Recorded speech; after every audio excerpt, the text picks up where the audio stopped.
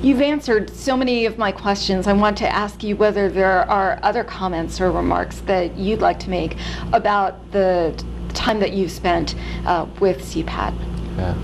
Well, just I've been really honored to serve with the men and women of CPAT. It's a very interesting organization. It's a coalition organization, so we have folks from different countries, military, civilian, contractors, all kinds of people who work together, and then we do it in partnership with a lot of other people, international organizations like the United Kingdom DFID organization, the EU Just Lex. I mean, all kinds of people that are participating in trying to make the interior forces effective and establish the rule of law in a stable, secure environment in Iraq. So it's a real honor to work with them. It was an honor to be there during this period of huge change, where clearly we had gone through an extreme escalation of violence, and it changed not only in the amount of violence but the type of violence, where sectarian violence was becoming so dominant in the country, bringing it to really what I think was on the brink of a civil war. And then during the time that I was there to watch that change to where we have a situation today where clearly the levels of violence are much higher than what we would want, because we want there to be no violence. But has changed to a degree that I think most people would find were not imaginable a year ago. If you talk to people back then about, well, what do you think we can really achieve with the increase in forces and the change in the strategy and all the other kinds of things that were going on last year, and somebody said, well, I think we can have a 50% reduction of violence, you know, most people would say, well, that's pretty optimistic. And to have seen, no matter how you count it, as being something that far exceeds that, you know, 80% or something, is monumental change.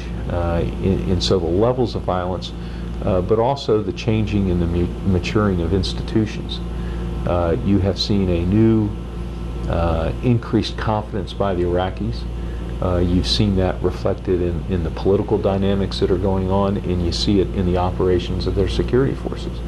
The Basra operation, which frankly was a surprise to many of us at the fact that they did it so rapidly and achieved the results that they did in such a short time, where in Basra today it is a completely different city than what it was just a few months ago.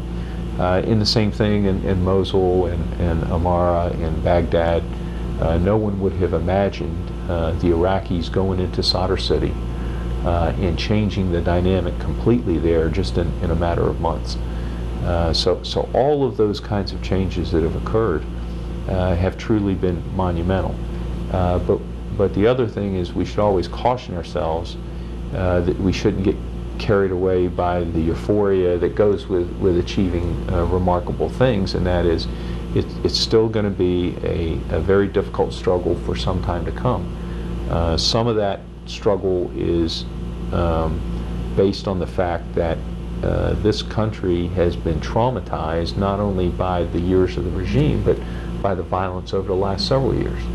And then on top of that, you have some neighboring countries who are not thrilled with seeing a modern, prosperous, democratic society in the heart of the region there. And so they are going to do things that try to oppose progress.